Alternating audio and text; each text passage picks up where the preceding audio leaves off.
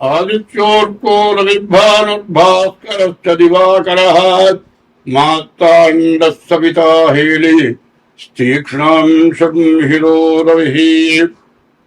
2026 సంవత్సరం జూన్ నెల 2వ తారీఖు రోజున గురువు మిథునం నుండి కర్కాటకాన్ని మారుతాడు.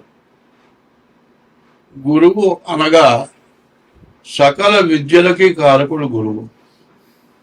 గురువు ఎప్పుడు కూడా ఎవరిని దండించే స్వభావం కాదు.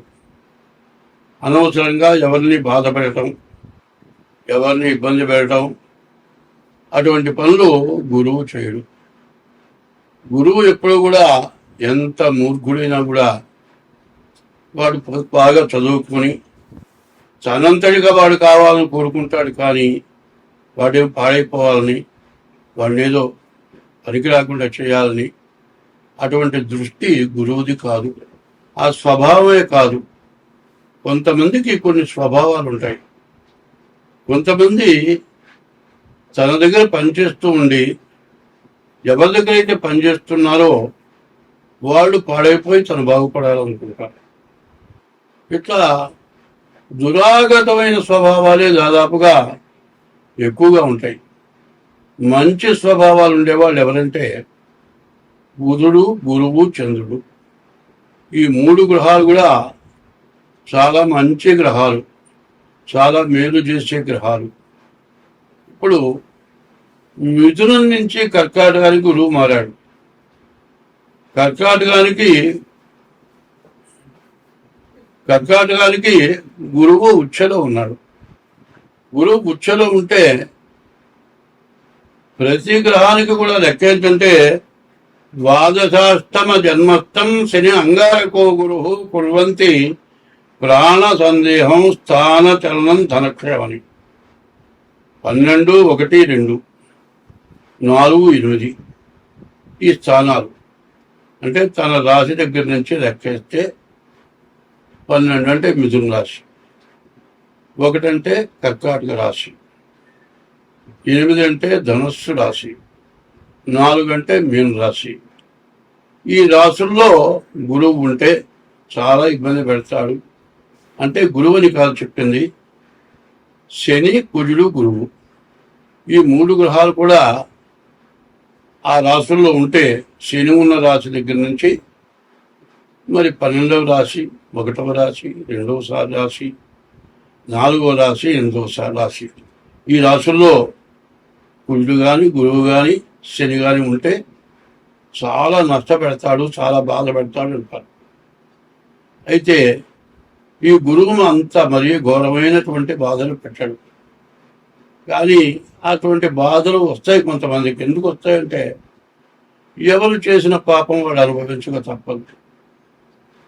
ఇప్పుడు ఎవరికైనా ద్రోహం చేయొచ్చు కానీ గురువుకు ద్రోహం చేయకూడదు. గురు ద్రోహాన్ని మించింది కొట్టలేదు. తల్లికి కానీ గురువుకి కానీ ద్రోహం చేస్తే వాళ్ళెవరు కూడా మంచి వ్యక్తి అని అనటానికి ఎక్కడ ఏ రకంగా కూడా అవకాశం లేదు.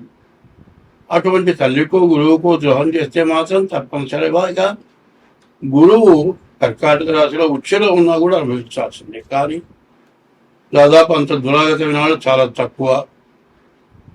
దీన్ని బట్టి గుర్తుపెట్టుకోవాలి అందరూ కూడా. ఏమిటా అంటే గురువు కర్కాటక రాశిలో ఉండి, సొంత రాశి కర్కాటక రాశి అయి ఉండి వాళ్ళకి ఏదైనా కష్టాలు వస్తే నేను చేసుకున్న పాపం వల్లనే వచ్చిందని గ్రహించాలి. అందువల్ల ఏం చేయాలి?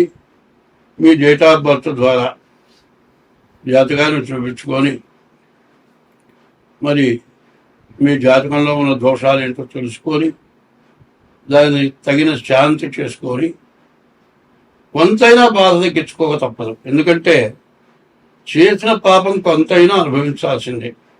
అట్లా అనుభవించకపోతే అవి గ్రహాలు కాదు, మనం మనుషులం కాదు. గ్రహము, ఆ గ్రహాన్ని మనం పూజిస్తే అనుగ్రహము మన యందు అనుగ్రహం కలిగి ఉంటాయి ఆ గ్రహాలు. అదే కనుక మనం ఎటువంటి దోషం ఉన్నా కూడా ఏం చేయకుండా ఉంటే ఆగ్రహం గ్రహానికి 3 రకాలు ఉన్నాయి. గ్రహం, ఆగ్రహం, అనుగ్రహం. అవి ఆగ్రహిస్తే మనం ఎందుకో తట్టుకోలేము. ఇవన్నీ కూడా 8 గ్రహాలు కూడా అష్టదిక్కులు చెప్పాలంటే 8 దిక్కుల్లో ఉన్నాయి. మధ్యలో సూర్యుడు నవగ్రహ మండపాల్లో కనబడుతుంది. ఈ దోషాలు ఇట్లా ఇబ్బంది పెడతాయి అనేది తెలుసుకోవాల్సిన అవసరం ఉంది. అంటే ఈ జూన్ నెల 2వ తారీఖు వచ్చినటువంటి గురువు సంవత్సరం పాటు ఉంటాడు. వచ్చే సంవత్సరం 2027వ సంవత్సరం జూన్ నెల వరకు కూడా 1 సంవత్సరం పాటు ఒక రాశిలో గురువు ఉంటాడు. ఈ సంవత్సరం కూడా మరి సుఖపడాల్సిన టైమో కష్టపడాల్సిన టైమో మీరు ఆలోచించుకోవాలి. మరి అష్టమం 8 గంట ఉండగా ప్రాణకంటకుడు అంటారు. అయితే ప్రాణం మాత్రం తీయడు. ప్రాణం తీసుకున్నంత బాధ కలుగుతుంది. ఎక్కడన్నా అప్పులు ఉంటే తీర్చుకోవాలి, ఇంట్లో తిండికి జరపాలి, ఎవరికి అవసరం వచ్చినా వాళ్ళకి తప్పదు. పిల్లలు చదువుకుంటున్నారు, వాళ్ళ ఫీజులు కట్టాలి, మరి ఇంట్లో తిండికి గడపాలి, అప్పు చేసిన వాళ్ళకి అప్పు తీర్చాలి. ఇవన్నీ కూడా సమస్యలే. ఈ సమస్యల్లో అంతా కూడా కాటాలాగా జాగ్రత్తగా ఎవరు కాదనకుండా జాగ్రత్తగా ఉండేటట్లుగా మరి జాగ్రత్త పడాల్సిన అవసరం చాలా ఉంది. కాబట్టి ఈ గురువు జన్మంలో ఉన్నటువంటి గురువు ఎప్పుడూ మేలే చేస్తాడు, అది మాత్రం నికటం. మరి ముందు కర్కాటకం చెప్పుకున్నాం, తర్వాత సింహరాశి చెప్పుకోవాలి.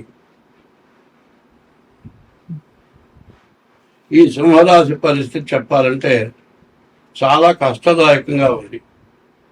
సింహరాశికి 12వ అష్టమంలో, సింహరాశికి అష్టమంలో శని ఉన్నాడు. సింహరాశికి ద్వాదశంలో గురువు ఉన్నాడు. సింహరాశికి అష్టమంలో శని, ద్వాదశంలో గురువు. ఇది చాలా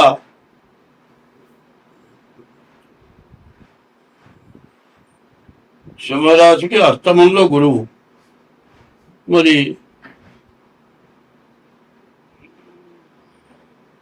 12వ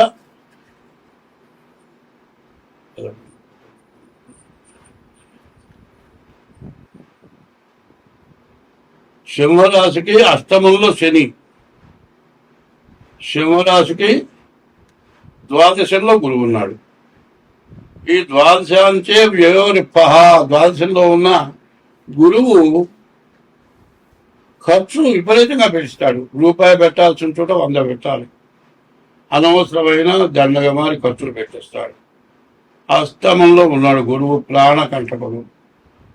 ఈ కర్కాటక రాశికి ద్వాదశంలో గురువు, అష్టమంలో శని.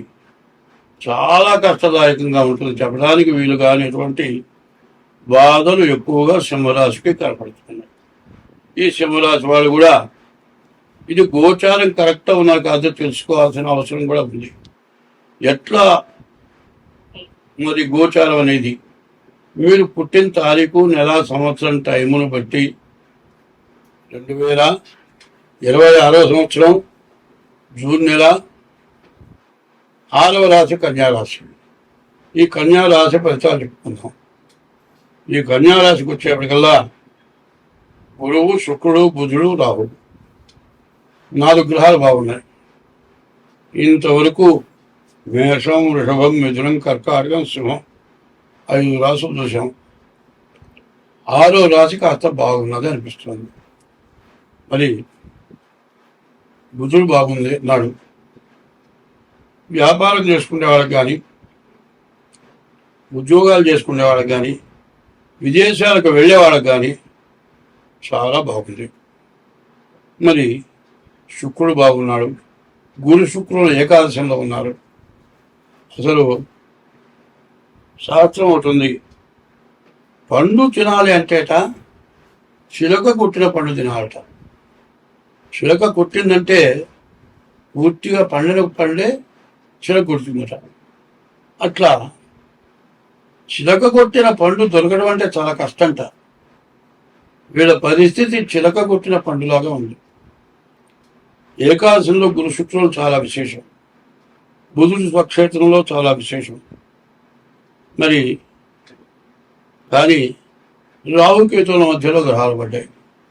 కాలసర్ప దోషం, దేశానికే కాలసర్ప దోషం బాగా కనబడుతుంది. గురువు విద్యాకారకుడు, విదేశాలకు వెళ్ళి ఉద్యోగం చేయడానికి గ్యారెంటీగా ఖచ్చితమైన అవకాశం ఉంది. వివాహం కావడానికి కూడా చాలా అవకాశం ఉంది. సప్తమంలో శని పడ్డాడు, కలత్ర స్థానంలో శని పడ్డాడు. ఏ మహాతల్లి దొరుకుతుందో తెలియదు, కానీ వీళ్ళు బాగుపడిన ఇదేమో అని అనుమానంగా ఉంది. కాబట్టి ఈ రాశి వారికి చదువు, విద్య, విదేశయానం, వివాహం ఇన్ని బాగున్నాయి. కాలసర్ప దోషం ఉంది.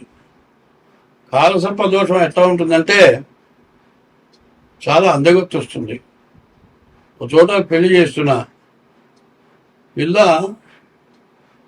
ఒళ్ళంతా ఎట్లా ఉందంటే నల్లటి మనిషిని గోళ్ళకి బట్టి గీకితే నలుపు తెలుగు పొడనైనట్టుంటుంది. ఆమె చేసుకుంటున్నాడు, వీడు ఎర్రగా ఉన్నాడు. నాకు బాగా చిన్నతనం. అరే ఈ పిల్లట్ట నచ్చిందిరా అన్న. నా కళ్ళు పెట్టి చూడమన్నాడు వాడు. వాడి కళ్ళకి అంత నచ్చింది. అట్లాగే వీడెక్కడో ఏదో దెబ్బతింటాడని నాకు అనుమానం ఇంకా ఉంది. వివాహం అనేది చాలా జాగ్రత్త పడాలి. ఎందుకంటే షష్టాష్టకాలు ఉన్నాయి. షష్టాష్టకాలు ఉండకూడదు. కుజుడు అష్టమంలో ఉన్నాడు. కుజుడు ప్రాణం తీసేవాడు. రాహుకేతువుల మధ్యలో గ్రహాలు పడ్డాయి. కాలసర్ప దోషం, కుజ దోషం, ఈ రెండు కాక షష్టాష్టకాలు లేకుండా జాగ్రత్తగా చూసుకొని పెళ్లి చేసుకోవాలి. చాలామంది ఏం చేస్తారంటే గుళ్ళోకి వెళ్తాడు, గుళ్ళో పంతులు ఉంటాడు. ఇలా మా అబ్బాయి పెళ్లి చేద్దాం అనుకుంటున్నాం, ఈ పేర్లు బాగున్నాయో చూడు, పిల్ల కుక్క పిల్లడి పిల్లి కాకుండా ఉండాలి, పులి మేక కాకుండా ఉండాలి. సరే చూస్తే పులి మేక కాలేదా, పర్వాలేదు అంటాడు. మిగతావి షష్టాష్టకాలు అంటే ఏమిటో, కాలసర్ప దోషం అంటే ఏందో, కుజదేశం అంటే ఏందో ఆ బ్రాహ్మడికి గుళ్ళు అర్చకత్వం చేసేవాడికి ఈ జ్యోతిష్య భాగంలో అంత అవగాహన ఉండదు. ఆయన చెప్పాడు, బ్రాహ్మడు చెప్పాడు, నమ్మకం అనుకుంటారు. అదే నా పోటీ దగ్గరికి వస్తే 2000 జాతక చక్రం చెప్పాలంటాం. వాడి చేతిలో 10 రూపాయలు పెట్టేస్తే బాగుంది పో అంటాడు. లగ్నం కూడా పెడతాడు. తర్వాత పడేది వీళ్ళే చెప్పారు. కాబట్టి ఈ రాశి వాళ్ళకి పరిస్థితి ఎట్లా ఉంది అంటే చాలా కష్టదాయకం, చాలా మంచి టైం. అన్నిట్లో చాలా విశేషమైన టైంలో అన్నీ బాగున్నాయండి. కాలు వాచిపోయింది, అడుగు కింద పెట్టడం అనేది మోకాలు ఉన్నది. ఎంత ఉంటే ఏ లాభం? అట్లా పెళ్లి దగ్గర సమస్య వస్తుంది. చాలా జాగ్రత్త పడితే మంచిది. స్వస్తి.